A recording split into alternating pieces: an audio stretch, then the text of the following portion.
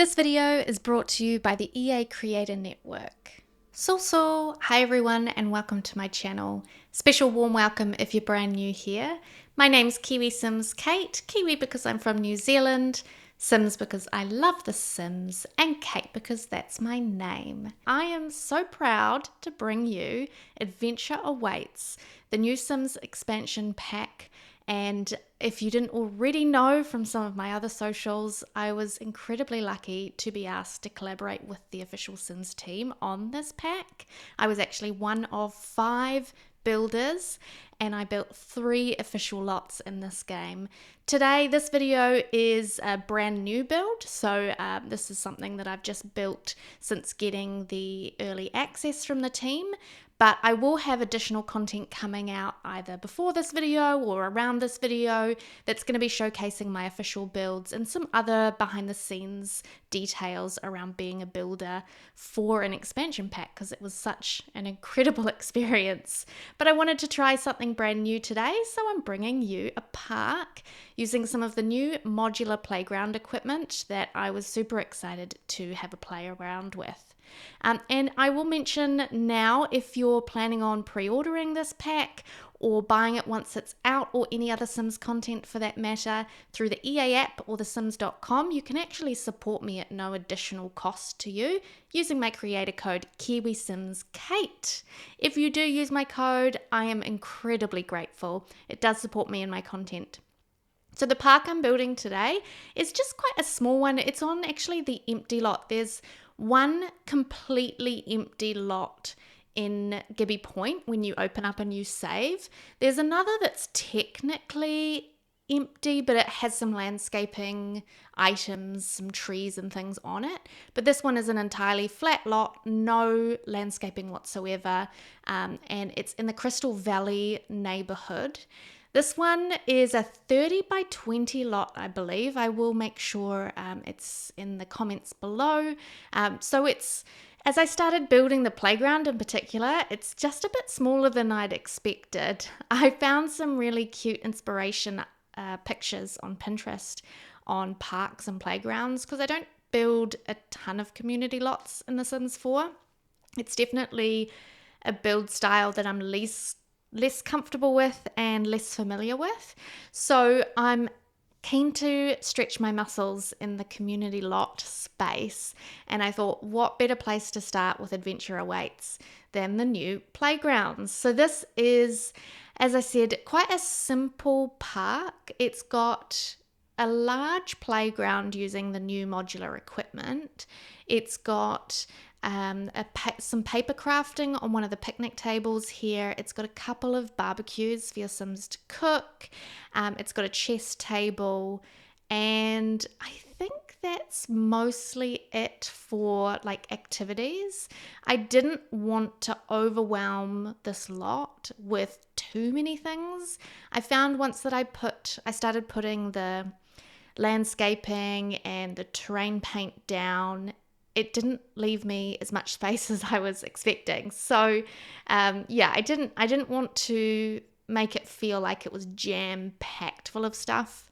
There are other places as well in this neighborhood that have things like the archery set that your Sim can go to without having to travel. If they're already in this neighborhood, there's actually a park that's it's not sort of a lot that you have to travel through a loading screen to visit. So that has archery equipment already. I'm also using quite a bit of live edit objects. Often those menus have a wealth of really interesting things to add to your build. Obviously not all of the items in live edit are kind of functional, but for example with landscaping, it's so great to pull out free items from the live edit menu, and a lot of these items here I am using from that menu.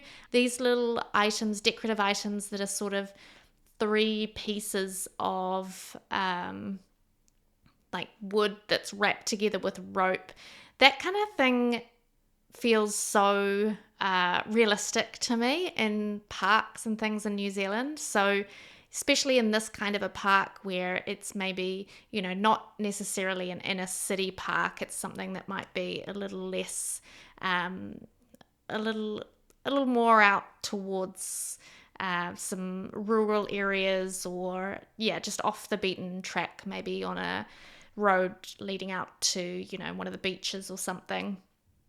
I am so obsessed with some of these plants as well that remind me so much of New Zealand. We got a few things that I'm not entirely sure if they're endemic to New Zealand, as in I believe they're found in other places in the world, but I think, for example, the Nico palm, which is this palm tree looking thing, that's a Nico palm in New Zealand. I believe you can get that certainly in other places in the Pacific and maybe also in Australia, but it is everywhere here in New Zealand.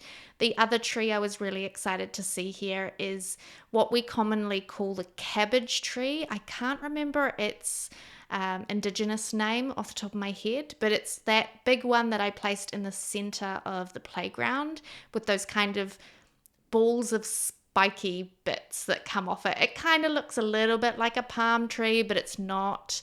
It's known here as a cabbage tree. Why we call it cabbage tree, I honestly don't know. You'll see me here as well going through the live edit menu, seeing if there's any additional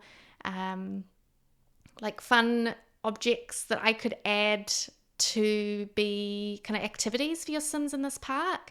But honestly, as I said, I didn't want it to feel overwhelming. I didn't want to just throw everything we got from this pack in this park.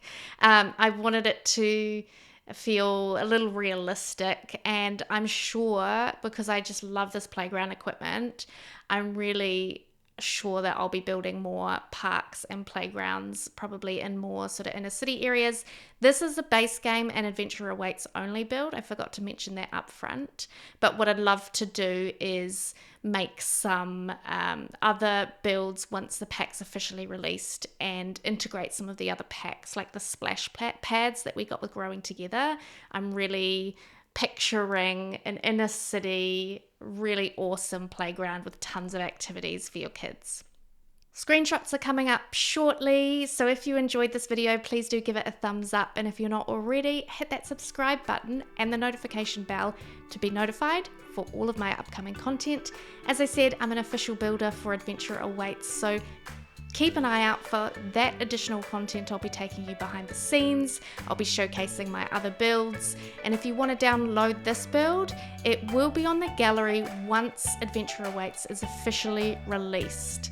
So keep an eye out for that too. Thanks everyone. Take care out there. Bye.